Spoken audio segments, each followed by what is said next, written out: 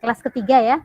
Kedua kelas yang lalu bagi yang terlewat bergabung, sedikit saya mereview. Ke kelas yang pertama kita membahas tentang bagaimana kita mengoptimalkan panca indera kita untuk menangkap ide-ide yang ada di sekitar kita. Kemudian di kelas yang kedua kemarin kita membahas mengenai bagaimana menggali data ya, kita mengoptimalkan menggali data, kita memanfaatkan data-data yang kita dapatkan dari Google Search ya, kemudian kita juga menelusuri dari data yang kita dapatkan dari proses browsing itu sehingga kita memastikan data yang kita pakai itu data yang valid. Nah, untuk malam ini kita akan membahas mengenai teknik menulisnya serta bagaimana kita mengedit secara mandiri. Saya akan share screen. Udah saya share screen tapi belum presentation ya. Oke. Jadi ini tentang bagaimana teknik menulis dan mengedit.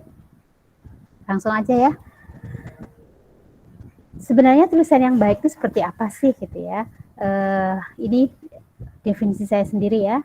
Jadi tulisan yang baik itu biasanya bahasanya sederhana, dalam artian dia mudah dipahami, kemudian dia juga tulisan tersebut didukung oleh data yang akurat, sesuai kaidah POBI ya. POBI itu panduan umum ejaan bahasa Indonesia. Kemudian tulisan tersebut memiliki isi pesan yang kuat gitu. Kemudian karena dia memiliki isi pesan yang kuat, sehingga ketika orang membaca itu mereka merasa mendapatkan sesuatu, mendapat inspirasi, mendapat pencerahan gitu, dan bisa memberikan dorongan kepada pembaca untuk melakukan atau setidaknya mempraktekkan dari apa yang dia dapatkan dari tulisan tersebut, itu ya. Oke.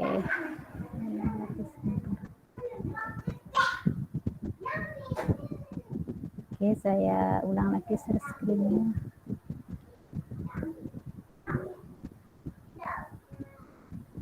Selanjutnya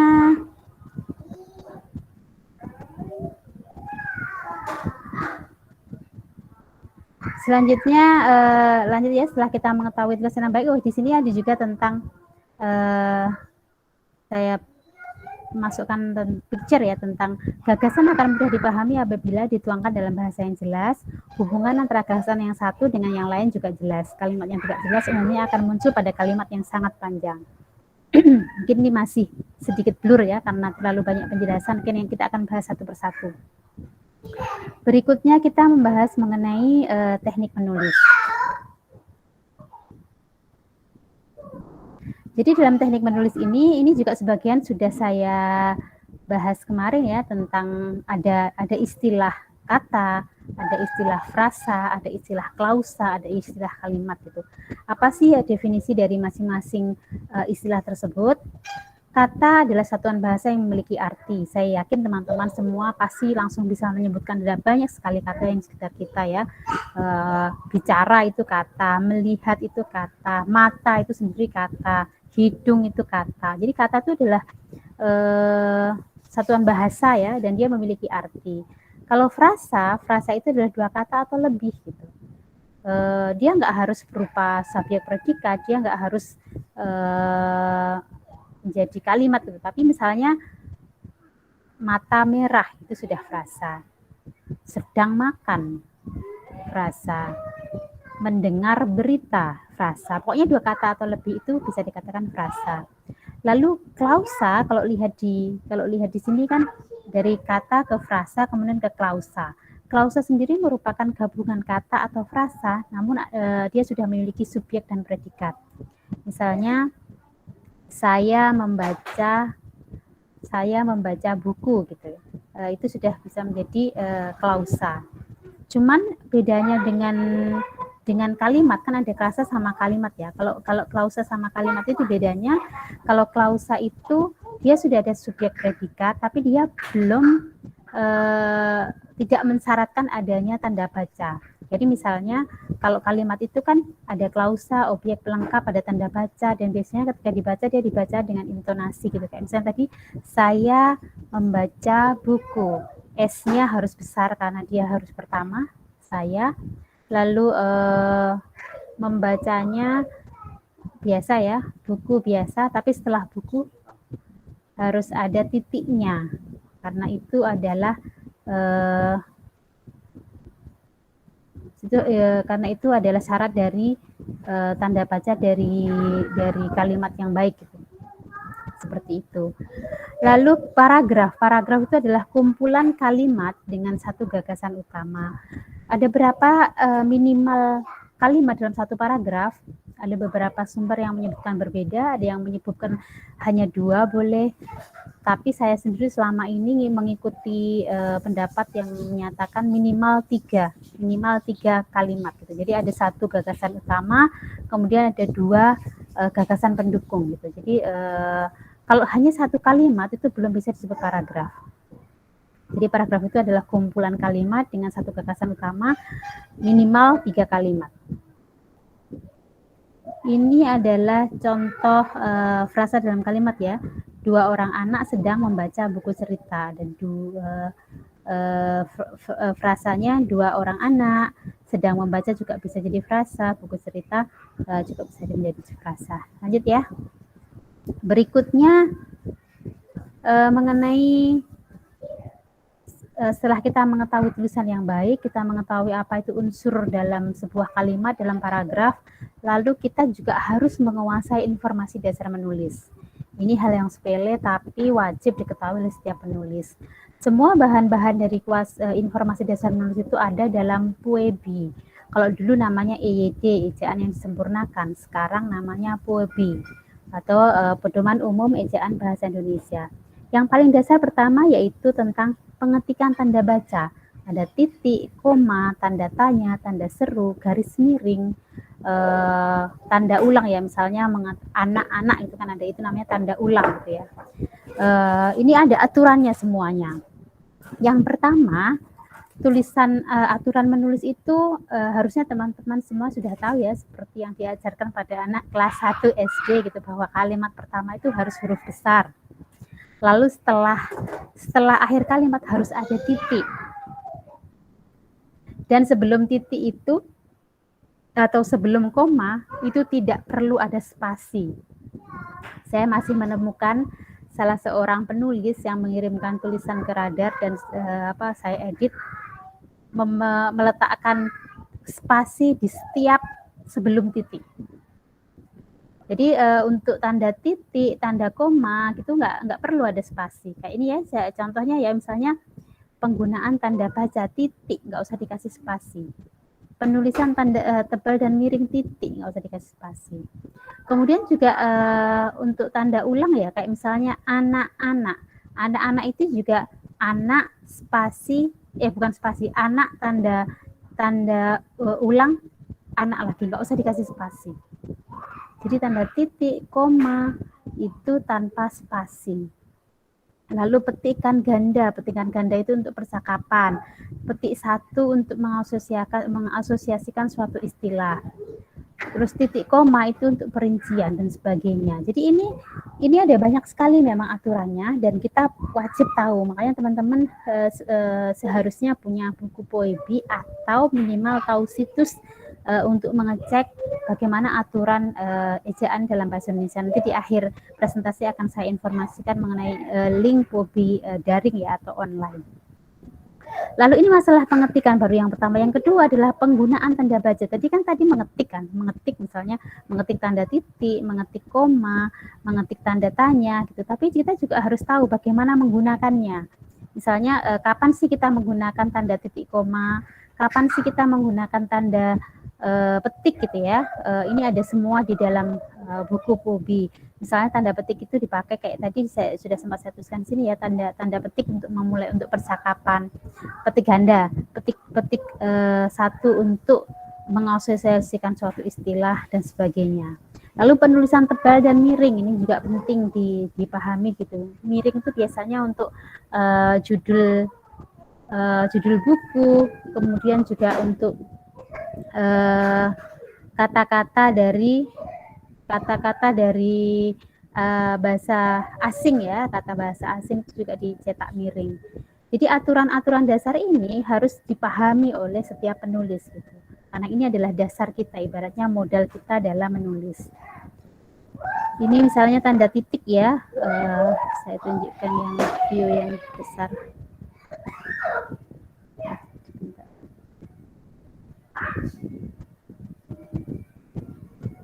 Ini tanda titik itu misalnya untuk penanda akhir kalimat, misalnya untuk pemisah angka, penunjukan jangka waktu, dan sebagainya. Misalnya tanda titik tunggal untuk mengapit petikan yang tersusun dalam petikan lain. Contohnya, tanya Tiara, kau dengar bunyi kring-kring tadi? Lihat nih, kring-kringnya tanda petik dan kring-kringnya nggak pakai spasi tanda ulangnya.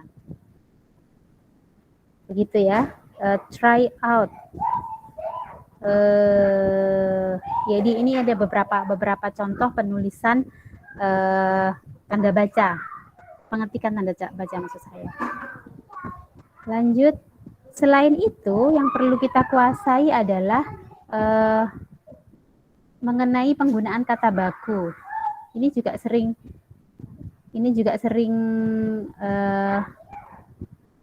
tanpa sadar kita salah ya menuliskannya gitu. Misalnya yang baku itu bas dengan U, bukan bis. Coklat dengan E, bukan coklat. Sanksi dengan K, bukan pakai G. Tifus bukan tipes. Wakaf bukan wakof. Dan masih banyak lagi gitu ya, teman-teman harus mengetahui ini. Dan saya lihat sudah banyak juga yang sering share ya di Facebook maupun di WhatsApp gitu. Tapi intinya harus di-upgrade terus yang pemahaman mengenai kata baku dan tidak baku. Pengalaman saya semakin sering kita menulis, biasanya kita jadi sensitif gitu. Saya sendiri misalnya ada kata yang aneh ini benar nggak ya, biasanya langsung saya cek gitu. Kayak misalnya contohnya karir. Karir itu harusnya tulisannya karier, bukan karir. K-A-R-I-E-R. Karier. Seperti itu. Jadi harus sering-sering dicek ya kata baku dan tidak baku. Lalu penggunaan imbuhan kata, misalnya me plus pesona, yang blast itu memesona, bukan mempesona, bukan memesona.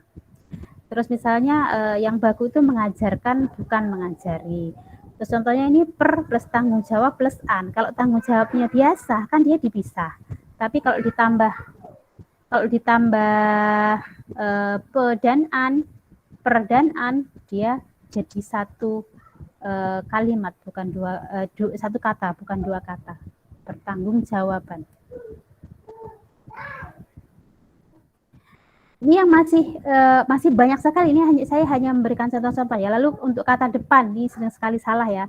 Misalnya untuk kata depan di, ke, ditulis terpisah jika diikuti kata benda atau tempat. Misalnya di dalam lemari, di sini, di mana. Tapi kalau misalnya kita dimakan,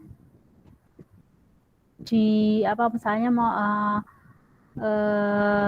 jadi yang bukan menumbuhkan, yang bukan memberikan benda dan tempat itu tidak perlu dikasih spasi. Ini juga perlu banyak berlatih.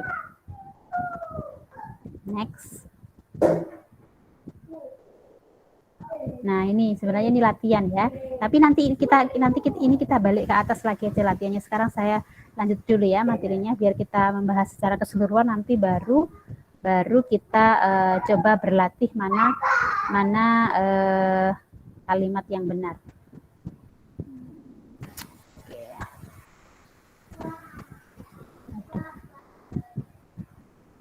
Ya. Lalu juga yang perlu diperhatikan adalah perkaya pilihan kata atau diksi. Jadi kata-kata kata-kata itu adalah kekuatannya penulis. Kalau kita menggunakan kata yang sama terus-menerus, misalnya dalam satu kalimat gitu ya, kita menggunakan banyak sekali kata. Saya misalnya, saya sedang menonton televisi ketika saya dipanggil oleh ibu saya, ya sudah ada tiga kata saya gitu.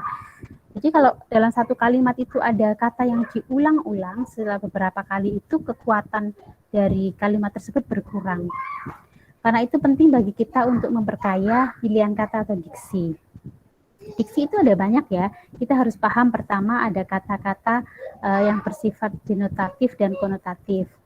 Denotasi itu kata dengan makna aslinya, konotasi itu kata dengan makna yang tersamar. Misalnya kursi ya, kursi itu kan ada yang kursi yang artinya nyata yang biasa kita pakai duduk, ada juga kursi yang berarti jabatan. Lalu ada juga ungkapan yang mewakili gagasan, misalnya ngeri-ngeri sedap gitu ya, artinya cemas tapi mengasyikkan. Lalu juga ini juga penting nih, makna yang sering disalahpahami. Contohnya acuh dan bergeming. Biasanya kan kita memahaminya itu malah terbalik gitu. Jadi bergeming itu artinya diam saja. Tapi kita kan seringkali menyebutkan dia diam tak bergeming. Jadi maksudnya dia diam tak bergeming itu dia diam, tidak diam tapi kok tidak diam gitu kan. Jadi salah gitu, bergeming itu artinya adalah diam saja. Lalu acuh itu peduli, acuh tak acuh tidak peduli gitu. Ini juga penting kita pahami. Lalu ini contoh-contoh ungkapan yang ada dalam bahasa Indonesia yang perlu kita pahami, misalnya akal bulus itu tipu muslihat, anak bawang itu yang masih pemain ini ya, pemain yang belum dihitung gitu, amatiran dikatakan seperti itu dan sebagainya. Jadi kalau misalnya kita mau memakai istilah-istilah, kita harus paham gitu loh istilah itu apa gitu. Jangan asal memakai dan apalagi kalau pemakaiannya tidak tepat. Nah, ini juga salah satu cara ya. Jadi satu tips memperkaya diksi. Banyak membaca, banyak menulis sebenarnya. Ini harusnya ada tambahan banyak membaca dan banyak menulis. Tapi saya tadi sebentar saya tambahkan. Jadi banyak membaca dan banyak menulis. Tapi kalau mau pakai yang cara praktisnya, akses saja sinonim kata.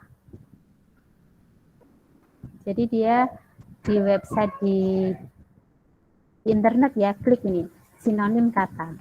Jadi kalau kita klik website sinonim kata ini, nanti kita akan masuk dalam website ini dan kita bisa klik. Contohnya ini ya, contoh yang saya perlihatkan ini, saya besarkan dulu. Nah ini, contohnya melihat. Ini kan ada banyak tuh sinonimnya, memandang, membesuk, membuktikan, memeriksa, memperhitungkan, memperkirakan. Jadi kalau terpaksa kita akan menggunakan kata melihat 2 kali dalam kalimat, setidaknya ambillah kata yang berbeda gitu. Jadi jangan memakai satu kata yang sama berulang-ulang dalam satu kalimat. Salah satu caranya seperti ini. Atau kadang-kadang dalam satu paragraf kan kita akan menggunakan kosakata yang sama karena kita sedang membahas tentang topik tersebut gitu. Nah, salah satu caranya dengan kita cari padanan katanya gitu, sehingga kita bisa memodifikasi kata yang akan kita pakai tersebut dari kosakata yang ada di sinonim ini. Lalu ini juga penting ya tentang menyusun kalimat efektif. Jadi kalimat efektif itu apa sih? Jadi dia subjek dan predikatnya jelas. Kemudian ada kesejajaran bentuk kata, ada kejelasan ide pokok, hemat dalam memakai kata, tafsirnya jelas tidak ambigu, dia terpadu dan logis. Ini contoh kalimatnya. Budi membaca buku di rumah. Siapa subjeknya Budi, predikatnya membaca. Di rumah Budi membaca buku. Ini tidak jelas. Mana subjeknya itu di rumah Budi, tapi masa rumah bisa membaca buku kan enggak kan? Tapi kadang-kadang kan kayaknya enak aja di rumah, kita kan kalau lihat sekilas kan saya paham juga kok di rumah Budi membaca buku gitu, kita bacanya seperti itu. Tapi sebenarnya kalimat seperti ini tidak efektif gitu, karena kata-kata di rumah yang di depan ini bisa menimbulkan interpretasi yang berbeda gitu. Jadi seakan-akan yang di rumah Budi ini membaca buku gitu, seperti itu. Jadi bisa menimbulkan interpretasi yang yang berbeda gitu.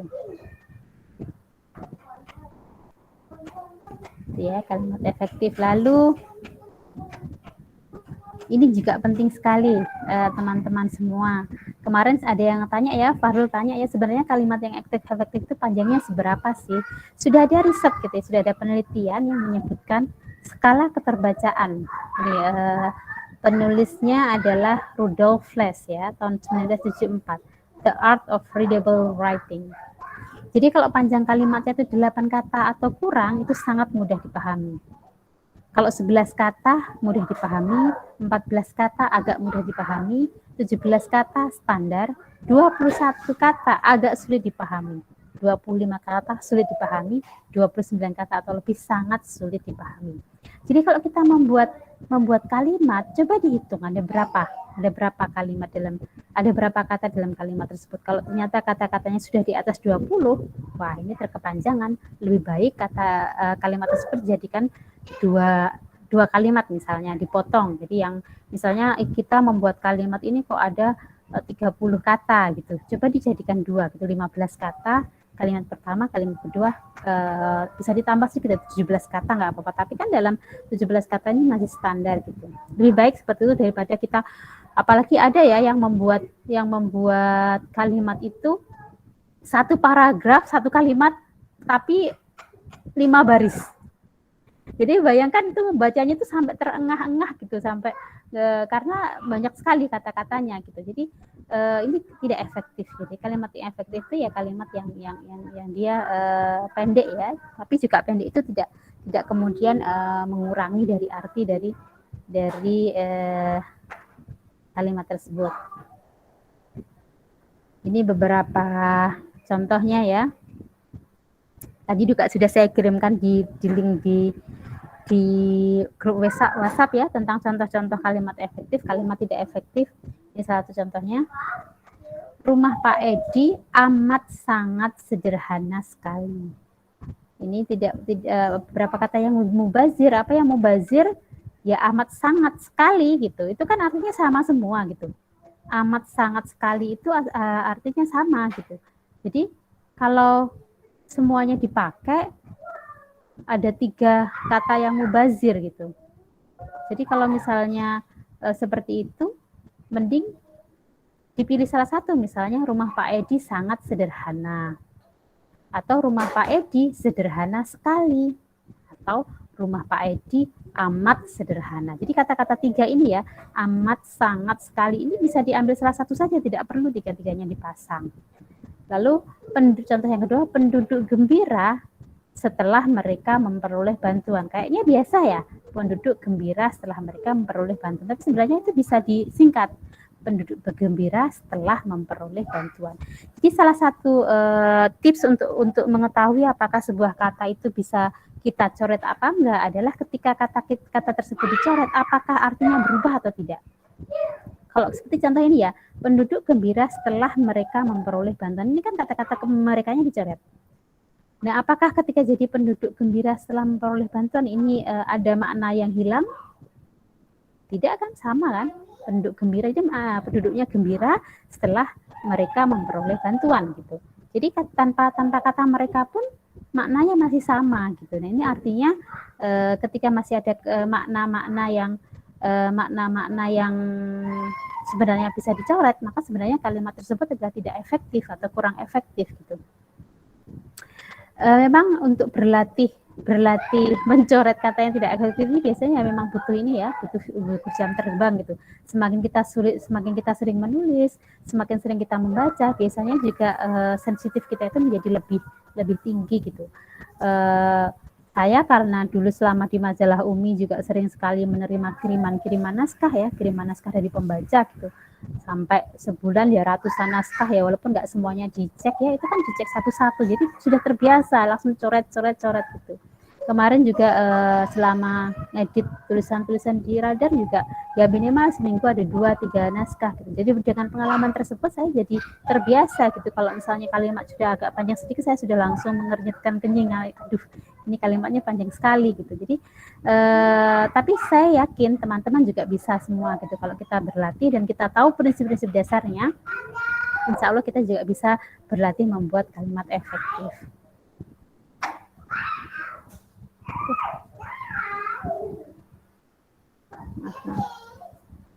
Hilang ya. Lanjut lagi.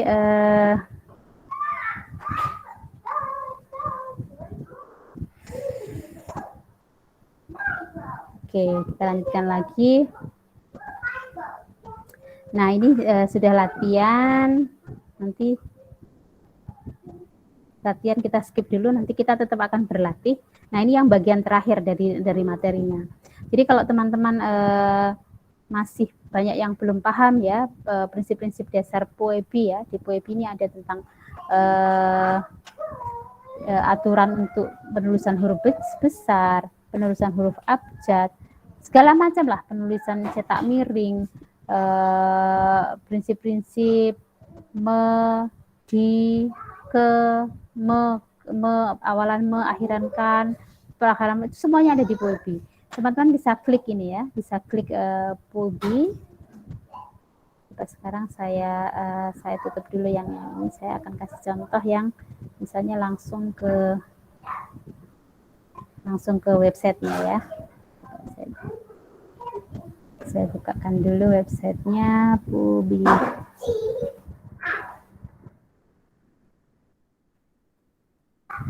Jadi ada website ininya, ada website online-nya, dan teman-teman bisa langsung klik kalau misalnya pas menulis dan bingung gitu. Aduh, saya mau menulis kata yang kayaknya ini berbahasa Inggris deh. Gimana ya cara menuliskannya ya? Nah, itu kita teman-teman bisa cek di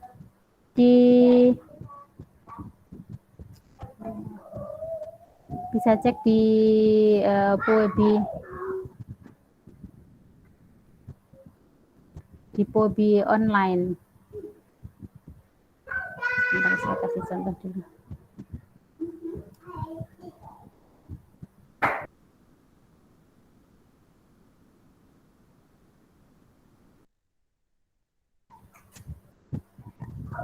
Oke, sebentar ya.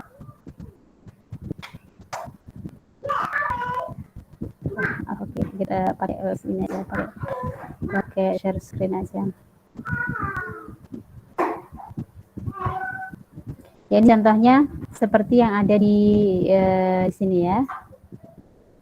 Jadi websitenya itu POEBI, atau teman-teman bisa aja googling, masukin aja POEBI daring.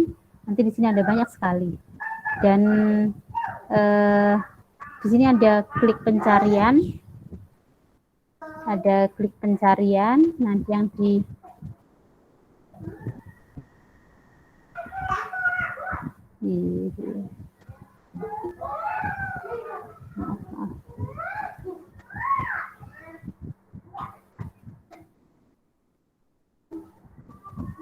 nah, di sini kan ada tuh.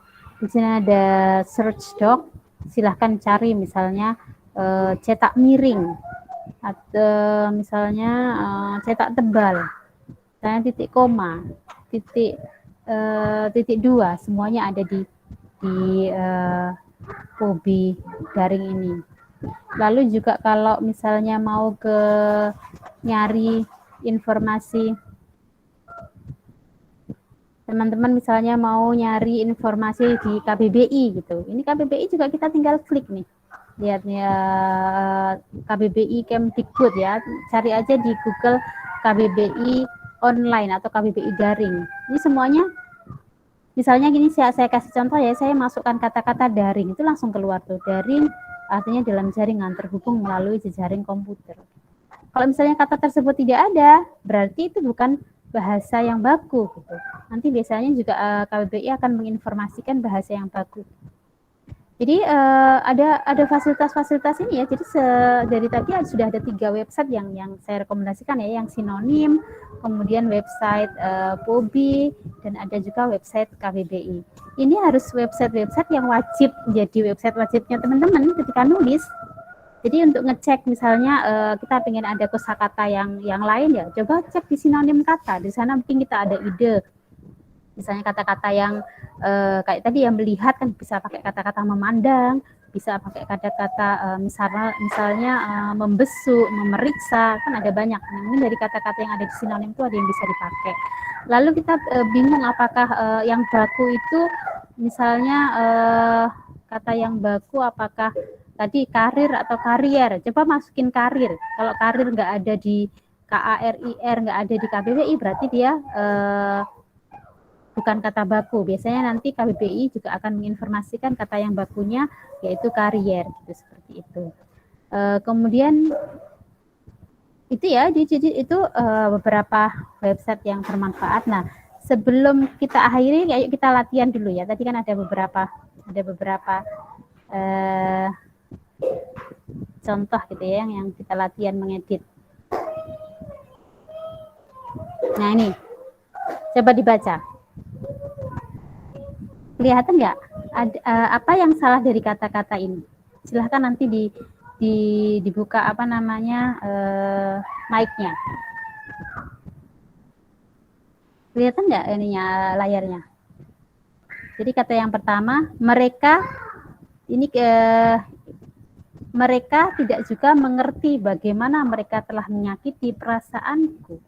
Kira-kira apa yang salah dari kalimat yang pertama ini? Yuk, silahkan. Pak Teja mau coba. Merekanya ada dua, Bu. Merekanya ada dua. Betul. Ada lagi satu lagi. Dua lagi.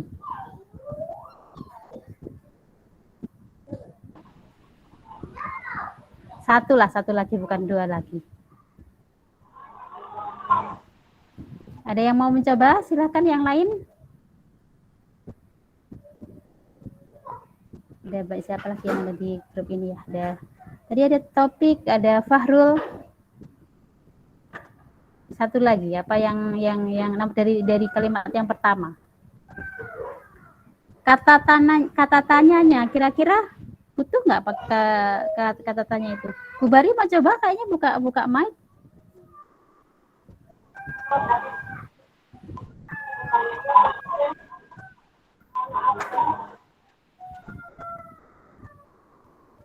Iya Bu, saya lagi di klinik dulu bentar Bu, lagi nebus obat ya. Oh iya, nggak apa-apa Mas Taufik. Menyertai Bu ya. Nomor 1, mereka tidak juga mengerti. Mengertai ya, betul. Mengerti harusnya ya. Ada satu lagi yang mengertai itu sebenarnya itu salah ketik itu, tapi ya memang itu salah satu kesalahan. Salah ketik itu juga salah satu kesalahan.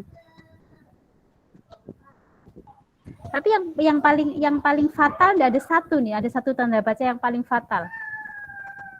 Tanda tanyanya mungkin ya Mbak ini. Bu Dwi yang apa Bu? Tanda tanya itu iya, kan benar. ada tanda tanya, tapi itu bagaimana yang di tengah-tengah itu sebenarnya bukan bermaksud untuk menanya gitu ya. Benar sekali. Ya itu maksud saya memang itu Bu Dwi. Jadi memang ini kayaknya kan biasa saja ya. Mereka tidak juga mengerti bagaimana mereka telah menyakiti perasaanku. Sebenarnya kan bukan pertanyaan. Memang ada kata-kata bagaimana, tapi sebenarnya bagaimana di sini kan bukan pertanyaan. Mereka tidak juga mengerti bagaimana mereka telah menyakiti perasaanku. Jadi ini kata-kata tanahnya gitu yang tidak efektif. Atau bisa juga mereka tidak juga mengerti bahwa mereka telah menyakiti perasaanku, titik gitu juga nggak apa-apa. Gitu ya.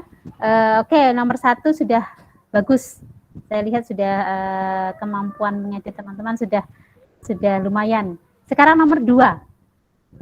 Mbak, Apa ini ya silakan.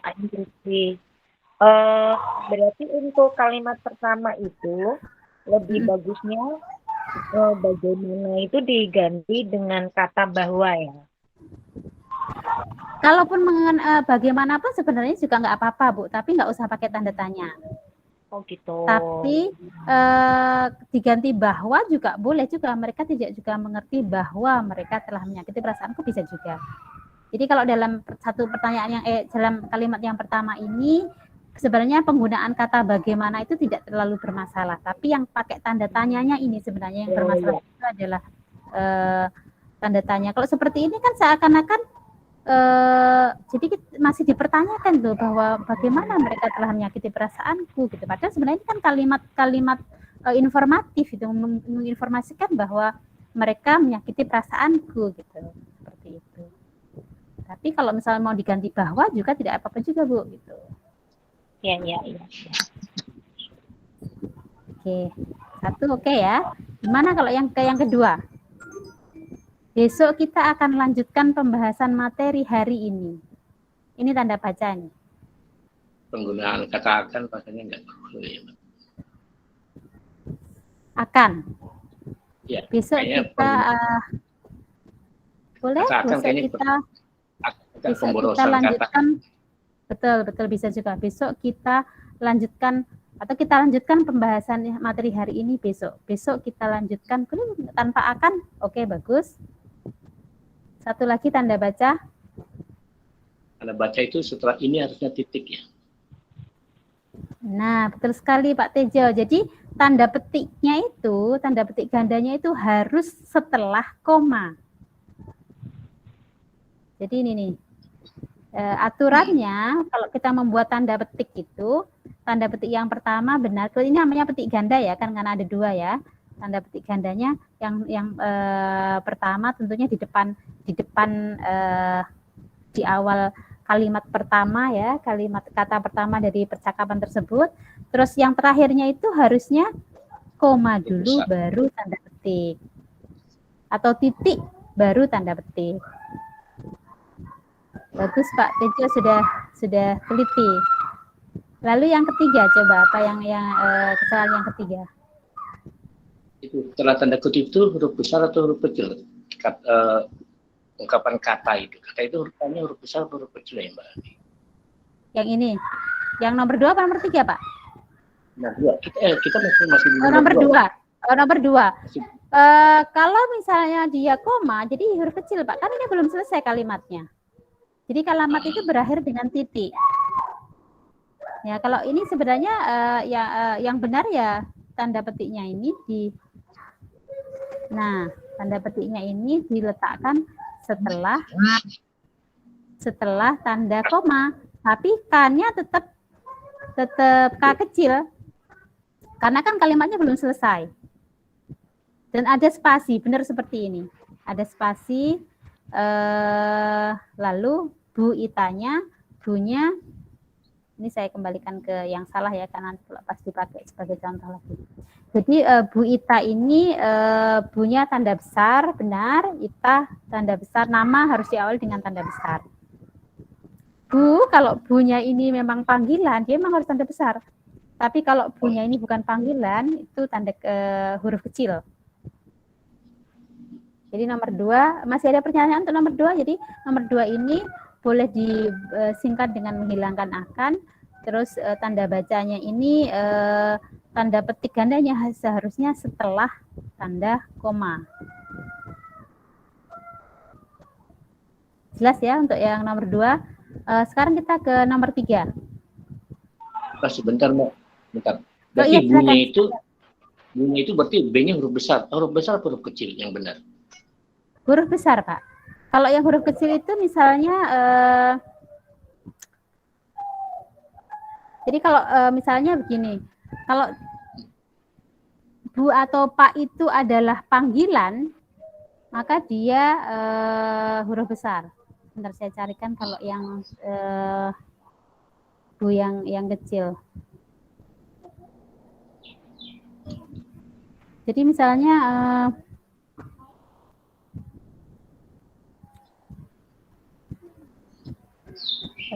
saya carikan contoh dulu.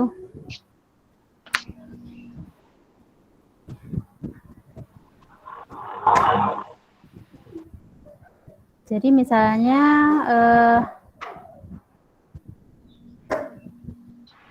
kita harus menghormati, misalnya kita harus menghormati ibu dan bapak kita. Nah itu kan ibu bapak itu kan bukan panggilan kan, jadi ibu kita harus menghormati Budira misalnya. Oh, itu panggilan. Kalau misalnya kita harus menghormati ibu dan bapak kita. Jadi kan ibu dan bapak itu bukan kita menyebut secara langsung gitu. Nah, kalau seperti kecil, itu ya? maka harus kecil ya. Tapi kalau misalnya saya menghormati ibu, tapi kita ngomong langsung pada si ibu tersebut. Nah, itu ibunya besar gitu. Oh, besar. Begitu ya, Pak ya. Jadi kalau itu sapaan langsung, kemudian juga langsung merujuk atau langsung kita sampaikan pada orang tersebut, maka dia huruf besar kayak ini.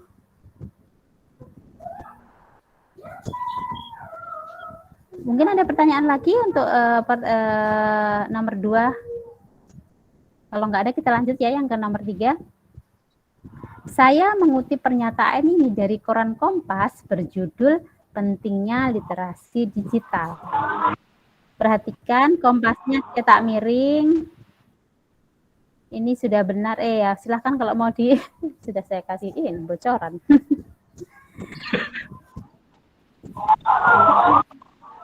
Ada satu yang salah, tapi memang kalau ini agak ada tricky gitu, agak kalau nggak biasa pasti nggak kelihatan ini salahnya di mana.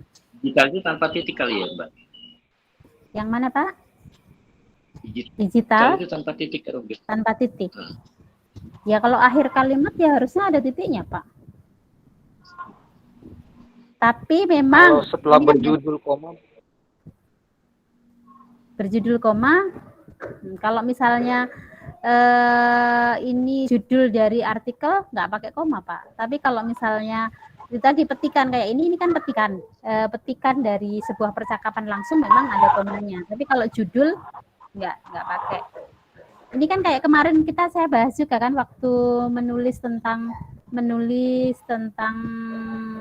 data referensi kan, kemarin saya kasih contoh kan, kalau misalnya itu nama koran, judul buku itu cetak miring, tapi kalau judul artikel tanda cetak petik ganda seperti ini.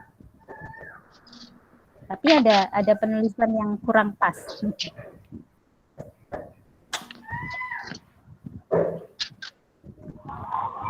Ada yang mau coba? Oke ya, kalau ini memang mengenai kaidah petik ganda ini. Jadi petik ganda ini kalau untuk percakapan seharusnya petik ganda yang terakhir itu setelah titik atau setelah koma. Kayak ini tadi kan salah ya, yang nomor 2 itu kan harusnya tanda petik ganda yang terakhir itu setelah kata materi hari ini, koma, petik ganda, spasi, kata Bu Ita, itu yang nomor 2. Karena itu kan petikan untuk ucapan langsung gitu ya. Tapi kalau untuk yang ketiga ini bukan ucapan langsung. Jadi harusnya tanda petiknya itu di depan titik. Jadi saya mengutip pernyataan ini dari koran Kompas. Kompasnya benar ya, cetak miring. Karena cetak miring itu untuk nama koran, nama jurnal, nama majalah, judul buku. Tapi kalau judul artikelnya, ini kan pentingnya literasi digital, ini kan judul artikelnya. Dia itu tanda petiknya di depan ini sudah benar, tapi yang belakang ini salah. Ini harusnya sebelum titik. Jadi berbeda ya dengan yang nomor 2 ya, teman-teman, makanya harus teliti. Tanda petik ganda untuk percakapan yang bagian yang akhir ya, harus di depan harus setelah koma, tapi kalau misalnya itu judul artikel sebelum titik atau sebelum koma. Ini yang nomor 3 ya. Saya akan kasih warna lain untuk hal yang salah. Jadi nanti kalau misalnya pas dibaca lagi, teman-teman bisa memperhatikan. Jadi kalau yang salah ini, lalu tanda tanya, terus yang kedua ini yang tanda petik, lalu yang ketiga juga yang tanda petik, yang terakhir.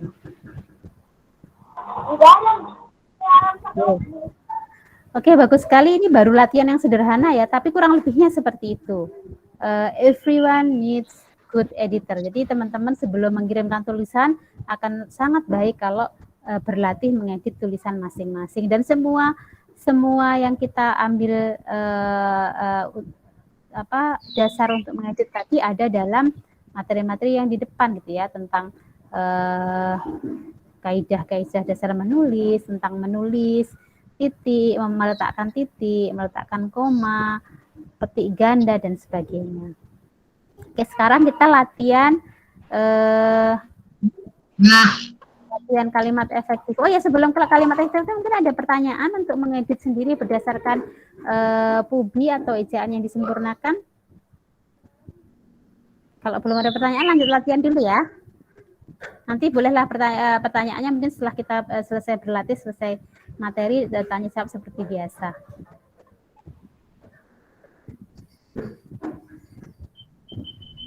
Mana? Nggak ada. Oh ini. Nah ini ada 1, 2, 3, 4, 5, 6. Ada 6 kalimat yang tidak efektif. Aduh maaf salah ketik. Kalimat tidak efektif. Yang pertama, bocah berusia 4 tahun tertelan peluit. Saya kasih contoh ya. Jadi yang pertama kan bocah berusia 4 tahun tertelan peluit. Jadi kalimat efektifnya sebuah peluit tertelan bocah berusia 4 tahun. Kenapa yang pertama ini tidak efektif? Karena dia tidak masuk akal. Kalau bocah berusia 4 tahun tertelan peluit, berarti yang menelan itu kan peluitnya. Seperti itu. Nah, sekarang kita coba yang kalimat yang kedua. Masalah ini amat sangat sulit sekali diselesaikan. Ini gampang nih, harusnya pada bisa nih. Tadi udah ada contohnya. Siapa mau coba?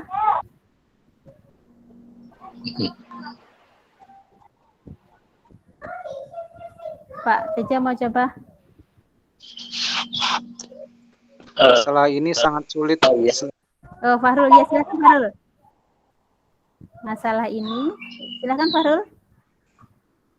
Sangat sulit diselesaikan. Betul, masalah ini sangat sulit diselesaikan. Atau bisa juga mau coba yang lain? Itu sudah benar, tapi kan seperti tadi ya, jadi 3 kata ini boleh dipilih salah satu. Atau misalnya masalah ini gimana? Selain sangat? Sulit. Masalah ini sulit sekali diselesaikan. Betul sekali. Satu lagi, variasi yang lain?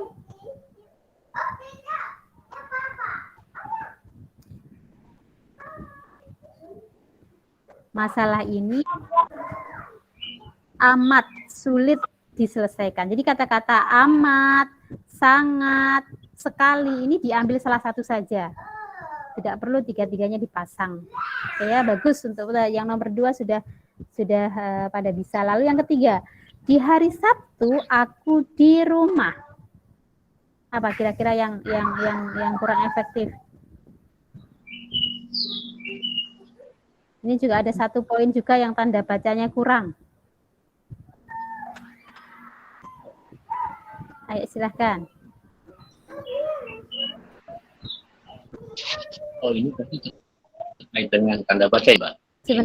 Sebenarnya enggak sih Pak. Tapi ini ternyata saya nulisnya ada kurang 1 tanda baca. Sebenarnya ini lebih pada latihan kalimat efektif.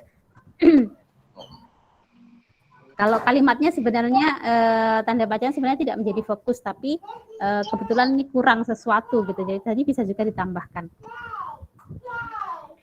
Hari Sabtu aku di rumah. Hari Sabtu aku di rumah. Bisa juga, tapi sebenarnya ada kata yang lebih tepat.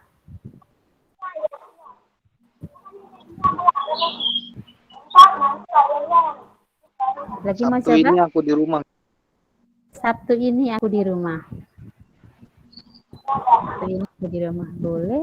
Sabtu ini aku di rumah. Sabtu aku di rumah. Sabtu aku di rumah. Sabtu aku di rumah. Jadi harinya dihilang ya. Sabtu aku di rumah. Belum. Ada satu lagi satu kata yang bisa diganti dengan kata lain yang lebih efektif. pada hari Waktu Sabtu, aku Bu. di rumah ya. Ini siapa yang jawab? Bu Dwi ya? Bagus nih pada satu benar. Enak Ini nih, siapa? dengernya enak ya. Iya, ini tadi siapa yang jawab? Bu Dwi atau siapa? Barengan kayaknya deh. Iya. Iya, yang benar adalah pada. Karena di itu menunjukkan tempat. Kalau pada menunjukkan waktu. Jadi kurang tepat kalau misalnya di hari Sabtu itu kurang tepat, tapi kalau pada hari Sabtu itu lebih tepat. Jadi sampai penggunaan pada dan di itu sebenarnya ada pasnya gitu, ada tempatnya tersendiri gitu. Jadi sekedar gitu ya, sekedar informasi mengenai penggunaan pada dan di ini ternyata mempengaruhi kan teman-teman bisa merasakan ya ketika kata-kata di-nya diganti pada lebih enak kan? Gitu. Iya. Jadi ingat di itu menunjukkan tempat, pada itu menunjukkan waktu. Misalnya contohnya ya, saya tinggal di perumahan sederhana. Saya tinggal di perumahan sederhana. Jadi kalau saya tinggal pada perumahan sederhana kan kurang pas. Saya belanja di supermarket. Saya belanja pada supermarket. Memang nggak pas itu. Begitu. Jadi di tempat pada waktu. Lalu kita lanjutkan berikutnya, dia naik ke atas.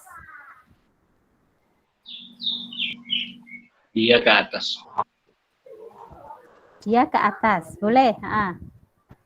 Atau Dia naik.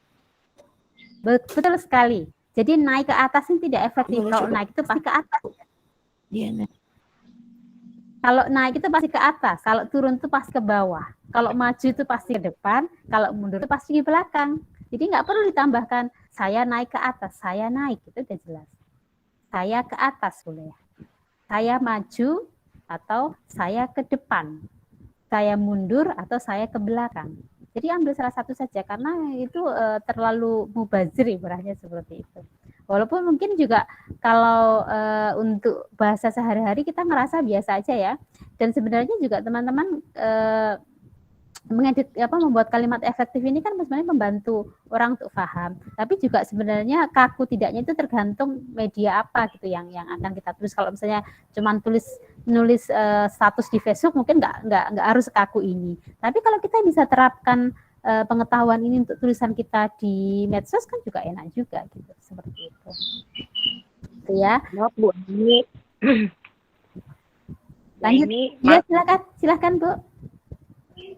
Kalau misalnya dia ingin menjelaskan, misalnya dia naik ke atas pohon atau ke atas genteng, apakah ke atasnya itu juga harus dihilangkan?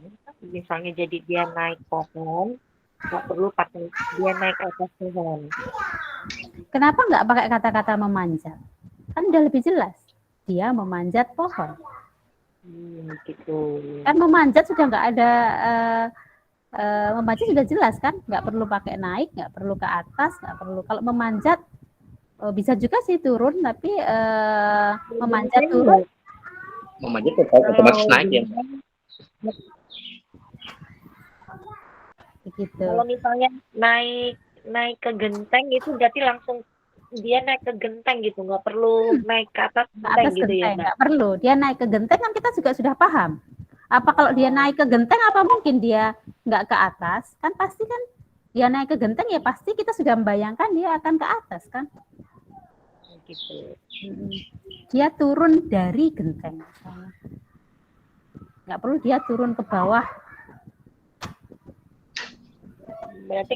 Berarti selama ini kalau misalnya menggunakan kata ke atas turun ke bawah itu lebih dikatakan kata-kata yang mubazir gitu ya Mbak ya? Iya. Kalau untuk tulisan sebenarnya itu mubazir Bu. Cuman memang kan sebenarnya bahasa lisan dengan bahasa tulisan itu berbeda ya. Dan mungkin seperti saya sampaikan tadi, bahasa untuk media cetak misalnya majalah, koran atau online, yang koran online dengan misalnya di blog sendiri, di Facebook, status di Facebook itu juga berbeda gitu. Kalau di koran itu, apalagi kalau koran cetak, itu kan terbatas dengan jumlah kata, jumlah karakter. Jadi ini penting sekali gitu. Apalagi kalau misalnya kita mengirim tulisan atau untuk rubrik, misalnya kita mengirim untuk salah satu rubrik pengetahuan di Bobo, misalnya dibatasi kata-katanya hanya misalnya satu halaman itu sekitar 4.000 karakter. 4.000 karakter itu sekitar mungkin 300-400 kata. Jadi dengan adanya pembatasan itu, kalimat yang mubazir itu ngabisin tempat gitu. Jadi tulisan kita itu bisa jadi diringkas cuman yang sebelumnya 7.000 karakter, sebenarnya dia bisa diringkas jadi 6.000 karakter, terutama untuk media cetak. Tapi untuk bahasa sehari-hari ya ini kan berbeda ya, bahasa lisan ya. Saya sih nggak mempermasalahkan, misalnya orang mau ngomong saya naik ke atas, saya turun ke bawah, saya mau gimana, itu kalau bahasa lisan saya pikir nggak apa-apa Bu Dwi. Cuma kalau untuk menulis juga, misalnya kita menulis untuk misalnya antologi atau buku, itu bagi saya pribadi kalau kita bisa menerapkan kalimat efektif ini akan kelihatan kualitas penulisnya gitu. Apakah penulisnya itu penulis yang pemula atau memang kita sudah mengetahui prinsip-prinsip tulisan jurnalistik, prinsip-prinsip menulis kalimat efektif, itu biasanya terlihat dari kemampuan dia memilih diksi dan ya membuat susunan dari kalimat efektif itu gitu. Begitu Bu Dwi. Tapi kalau Bu Dwi ngajar ya nggak apa-apa juga, misalnya ngajar ke anak-anak misalnya nanti disingkat-singkat mereka bingung. Jadi nggak apa-apa, bahasa sehari-hari, bahasa ngajar sih menurut saya nggak apa-apa. Tapi untuk menulis, nah penting dipraktekkan.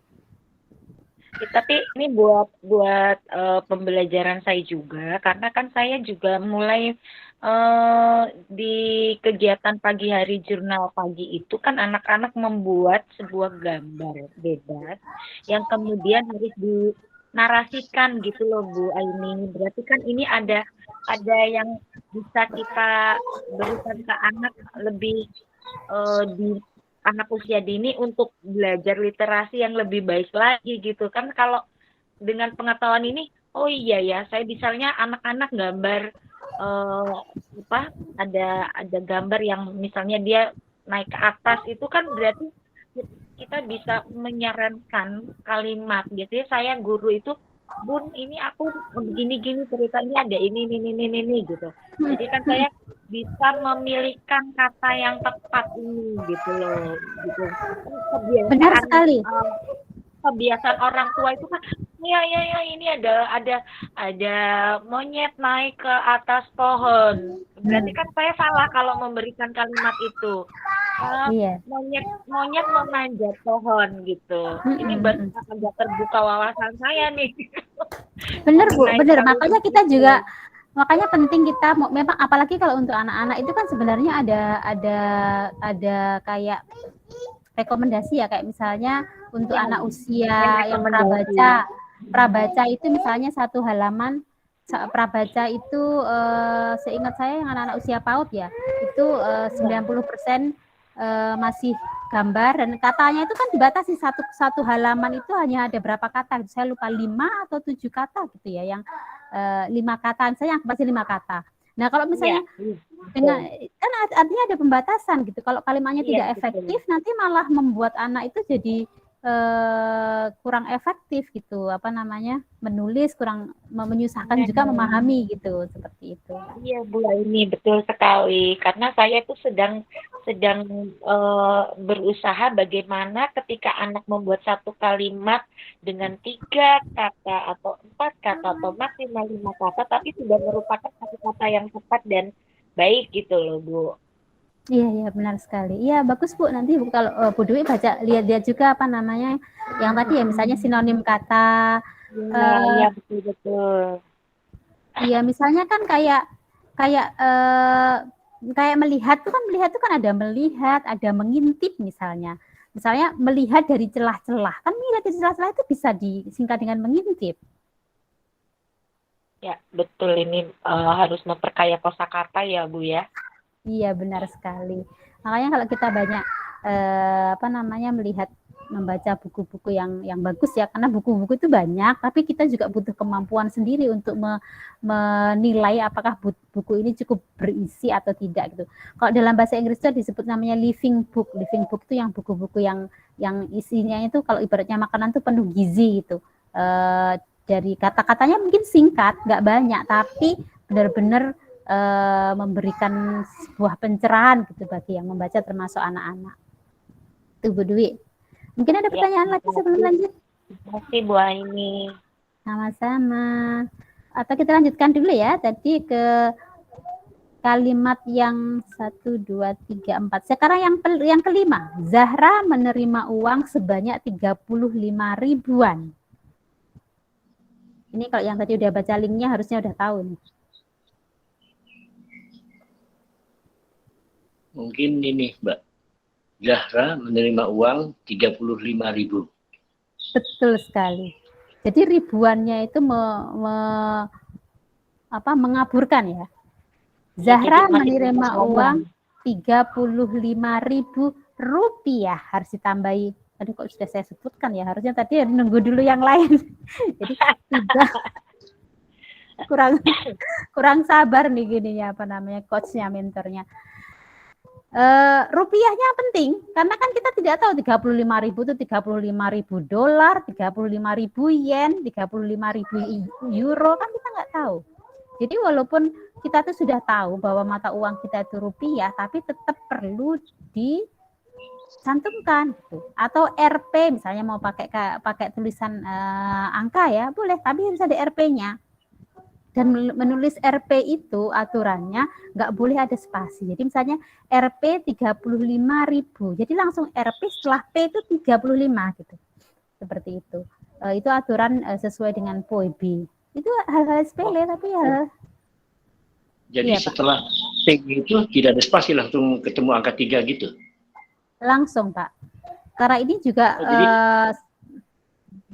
salah satu fungsinya itu gimana Pak? R-nya kan R besar, P-nya Betul. kecil. Nah, ya. ketika ketemu angka 3-nya mepet dengan huruf P itu, Mbak ini. Iya, benar Pak. Tidak spasi ya? Nggak pakai spasi. Oh, nggak pakai titik juga ya Mbak? Titik. Biasa titik. Kalau sebuah kata singkatan itu biasanya kayak titik atau gimana ya? Kalau pakai titik. Jadi misalnya 35.000 35.003 kali. Itu pakai. Atau misalnya nggak usah pakai 000 Rp 35 spasi 1000. Itu boleh juga. Tapi setelah RP-nya itu nggak pakai titik, nggak pakai spasi. Nggak pakai titik, nggak pakai spasi, baik. Jadi nggak pakai titik, nggak pakai spasi. Kenapa? Karena salah satu filosofinya itu biar nggak bisa ditambahkan. Jadi misalnya kalau dalam surat, saya baca di mana ya? Tapi mungkin perlu saya cek lagi ya. Misalnya dalam sebuah surat perjanjian, misalnya perjanjian bermaterai atau apa, kalau ada spasinya itu kan bisa ditambahkan. Tapi biasanya kan setelah angka itu ada kalimat penyertanya. Benar. Itu juga untuk mengantisipasi ya. Tapi memang aturannya begitu Pak, nggak ada spasi setelah RP. Siap. Gitu. Terus tadi kita kembali ke pembahasan yang tadi ya. Zahra menerima uang, boleh langsung menerima uang 35.000 rupiah, boleh. Tapi kalaupun sebanyak pun juga nggak apa-apa, juga di Zahra menerima uang sebanyak Rp 30 langsung 35.003 kali boleh, atau Rp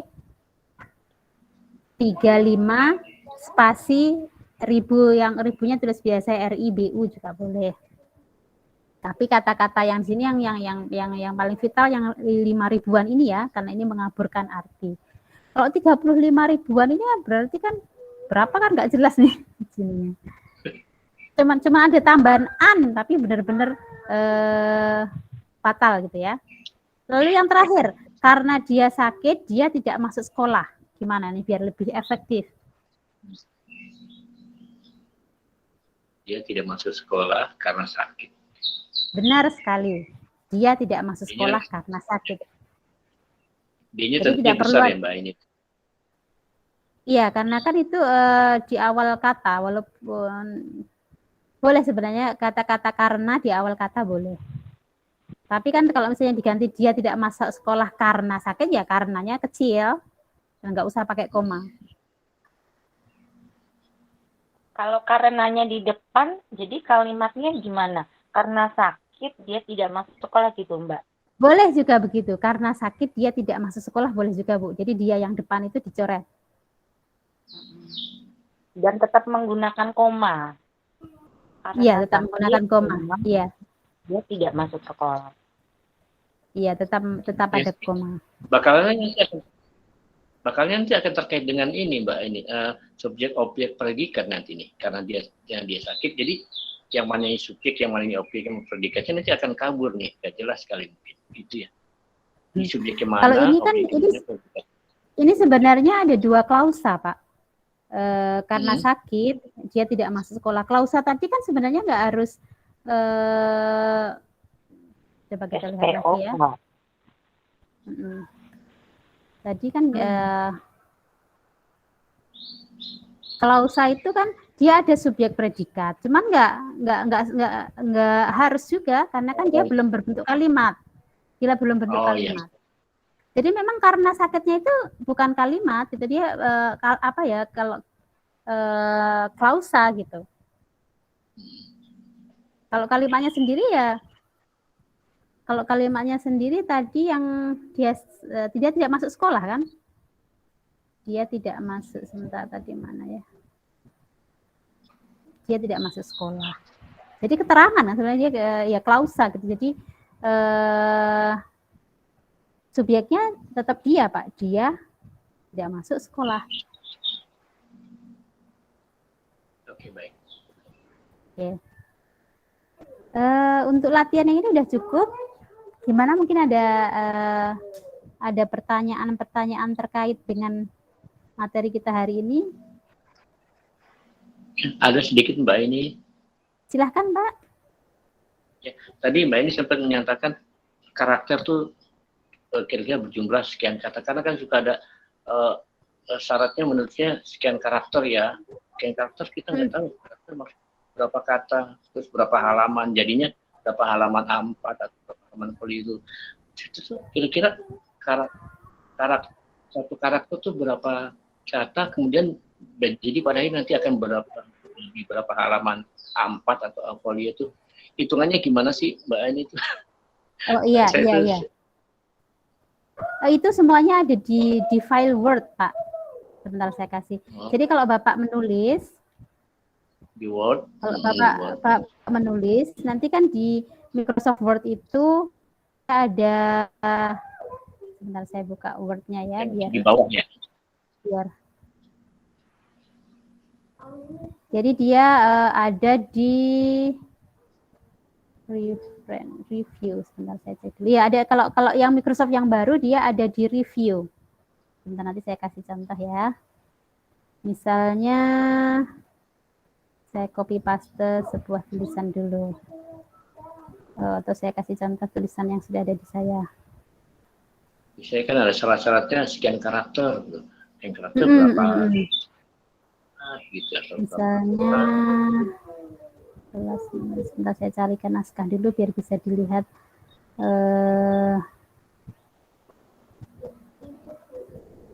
Jadi dia itu nanti di bentar ya saya kasih contoh dulu.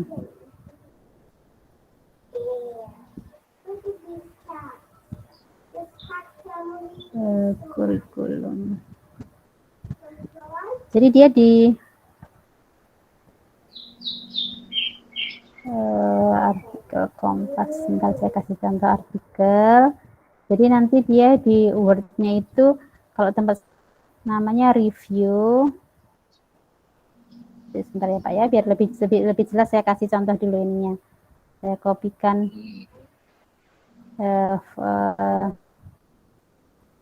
Saya kopikan beritanya, terus nanti kita lihat berapa jumlah ini jumlah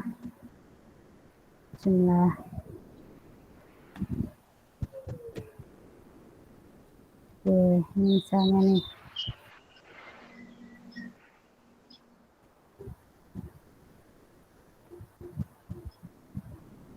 oke. Nah misalnya ini saya print screen dulu. Review, dia ada word count. Oke, saya akan tampilkan di naskah.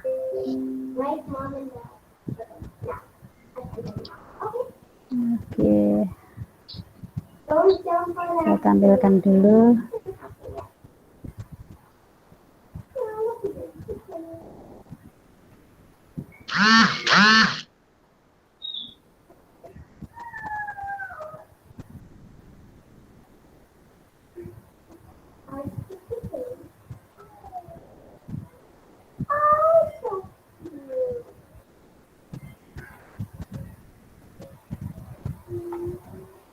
Nah, jadi itu Pak. Jadi dia itu ada di ini contohnya ya.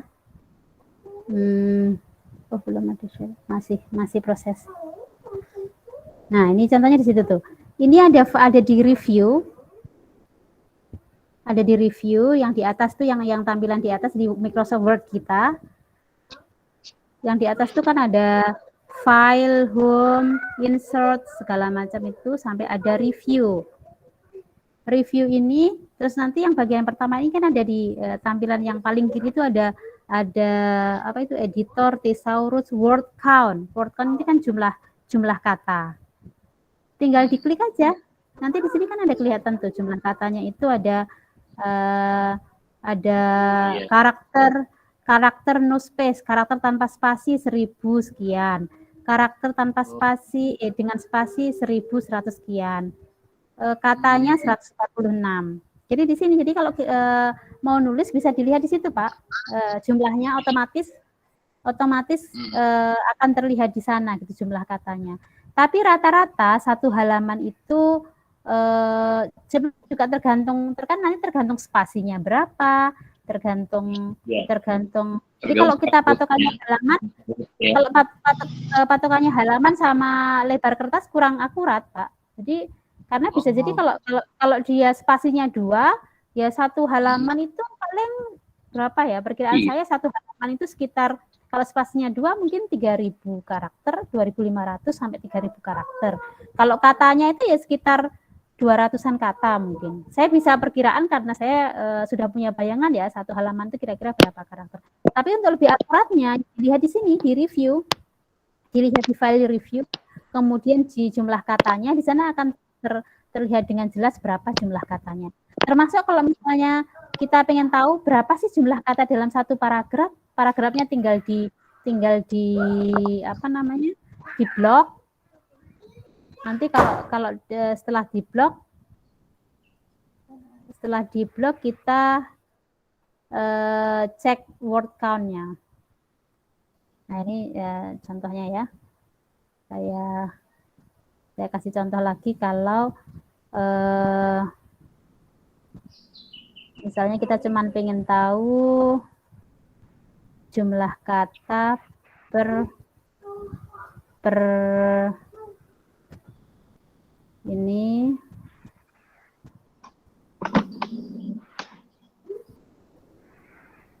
Saya kasih contoh lagi kalau yang cuman satu blok.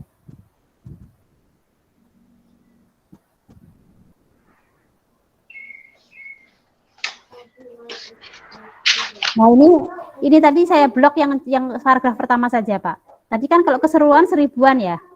Tadi kalau keseluruhan tadi kan 1000-an. Ini tadi saya blok yang paragraf pertama saja yang mulai dari itu sampai tahun 2014. Jadi paragraf pertama saja ternyata katanya kurang lebih 500-an. Jadi begitu. Jadi kita bisa melihat jumlah karakter, jumlah kata itu dari sini. Baik. Oke, mungkin ada pertanyaan lagi?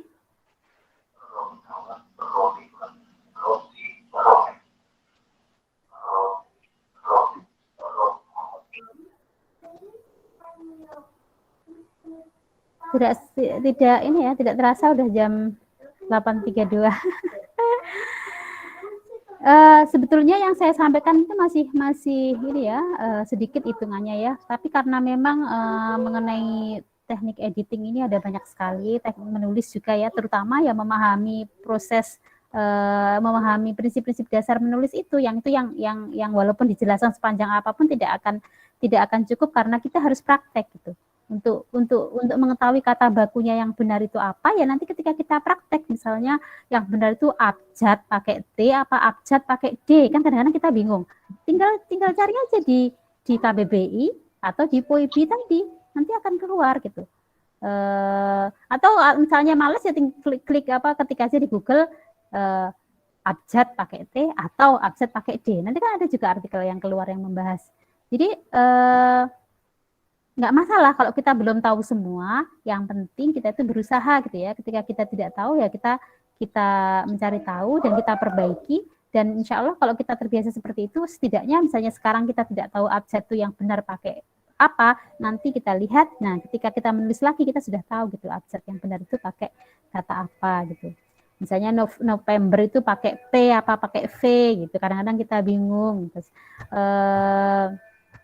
atau yang mendasar, yang benar itu mengetahui pakai H bukan mengetahui, itu kan simple. Kemarin juga sempat saya singgung waktu di tempat ijek-ijek tempatnya Bu Dwi ya, yang benar itu utang bukan apa namanya waktu itu kita membahas utang atau bukan ya, mengubah, yang benar itu mengubah bukan merubah, karena huruf dasarnya itu ubah. Kalau merubah itu huruf dasarnya rubah gitu, kata dasarnya. Misalnya, saya ingin merubah kondisi keluarga kita misalnya. Nah, yang kata kalau merubah berarti kata dasarnya rubah gitu. Kalau mengubah kata dasarnya ubah. Itu sederhana, mengubah, mengetahui. Saya ingat sekali karena dulu waktu saya awal-awal di majalah Umi itu saya nulisnya mengetahui itu nggak pakai H, mengetahui dan itu langsung dicoret sama atasan saya dan saya langsung ingat terus gitu.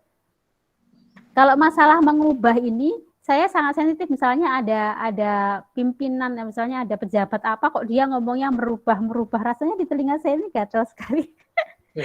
Tapi beberapa pemimpin, contohnya satunya Pak Anies Baswedan, Pak Anies Baswedan nggak pernah bilang merubah, pasti dia bilangnya mengubah. Berarti dia tahu tentang teknik menulis.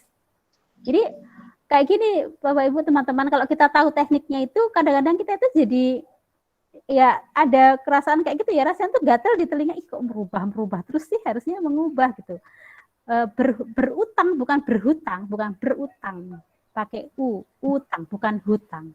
Nah itu hal-hal yang sepele, tapi kalau kita nggak latihan, kalau kita nggak tahu bahwa itu salah ya nanti kita akan pakai kata itu terus menerus sampai seumur hidup.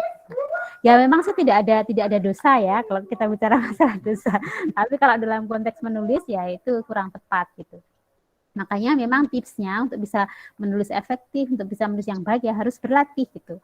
Ini sudah pertemuan yang ketiga, saya harap teman-teman bisa lebih termotivasi menulis ya, karena harapan saya nanti setelah minggu depan kan kita pertemuan terakhir, kita akan lebih spesifik membahas tentang bagaimana menulis untuk media. Misalnya kalau yang terdekat kan misalnya radar ya, secara spesifik menulis untuk radar, tapi nanti kita juga bisa bahas untuk media-media yang lain ya, misalnya kalau ada yang pengen menulis tentang opini di Detik gimana, kalau kita mau menulis opini di Mojok misalnya bagaimana, itu bisa juga kita bahas insya Allah minggu depan, dan harapan saya nanti ya setelah pelatihan ini ya teman-teman jadi lebih bersemangat menulis gitu, karena sekali lagi ilmu menulis ini kalau nggak kita praktekkan kemungkinan besar akan hilang atau kita akan lupa seperti itu.